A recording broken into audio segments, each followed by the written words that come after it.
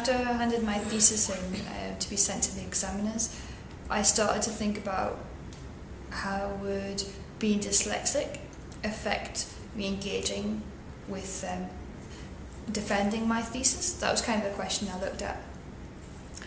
I started to look at, say, was there any papers around that actually documented this? And there was actually 2 papers that had put down strategies people had used in the Viva, and I was thinking, oh great, this has actually happened before, so what are my main problems? And because often people think it's more about the written format, but the actual articulation of the ideas, that's a big problem.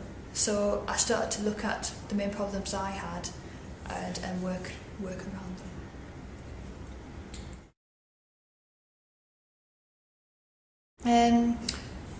I think a problem is short-term memory, which sounds quite strange, but when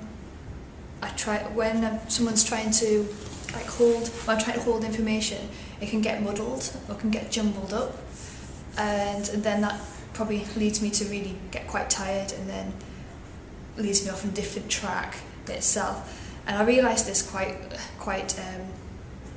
all the time. I've realised that point. And one of my solutions for this was to ask, I think this is a really effective strategy, I asked the examiners to write down short questions on stickets, and they would give me the sticket one at a time. Second problem was ordering and sequencing of information itself.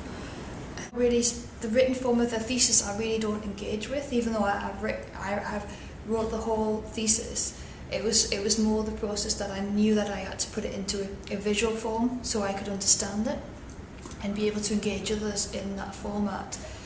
So for me, dealing with the problem of ordering and sequencing, I started to develop a visual map of my thesis.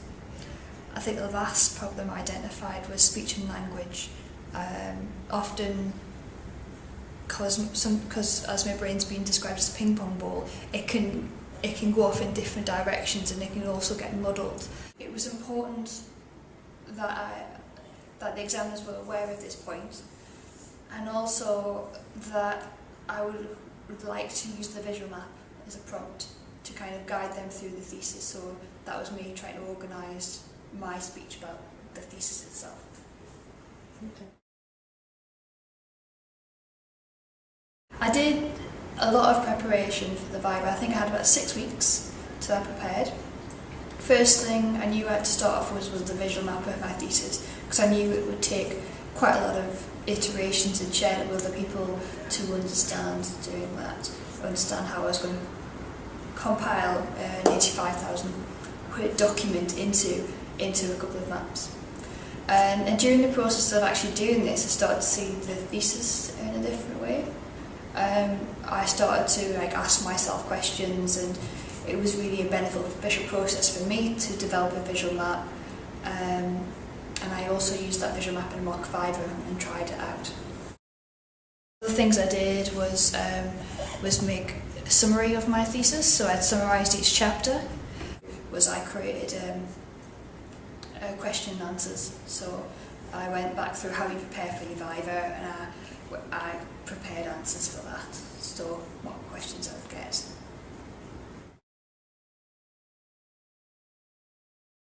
What happened was I was allowed to go and set up the room about an hour before the examination took place. I came into the Viva, I took a number of things in with me, and I took in the visual map, I took in the sketchbook, I took in the post-it notes for the examiners, I took a recorder with me, and I took the questions that I had formulated previously. I went to the Viva 30 minutes before, and then wait for when they were ready. They took a bit longer for them to actually invite me into the Viva, and I found out later that was because they were forming the questions and the stickets and making sure they were right and in the right order. When I went into the Viva itself, I presented my visual map of my thesis, and I talked them through it and said, this is how I see the thesis. Although it's in the written form, I also see it in the visual form. And following me presenting, they said, "Oh, now I see how you see the thesis," which was a nice compliment, but it was a realisation about how I saw it and how I was going to defend it. When I sat down to start to defend my thesis, I looked over and I remember seeing we had an independent chair, so I had 2 examiners, an independent chair, and I saw the tickets all lined up. So I had aim, methodology, analysis, contributions, reflections and styling.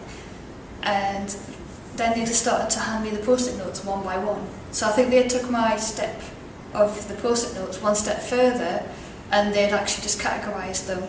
So I knew when the post-it notes were out, my Viva was over.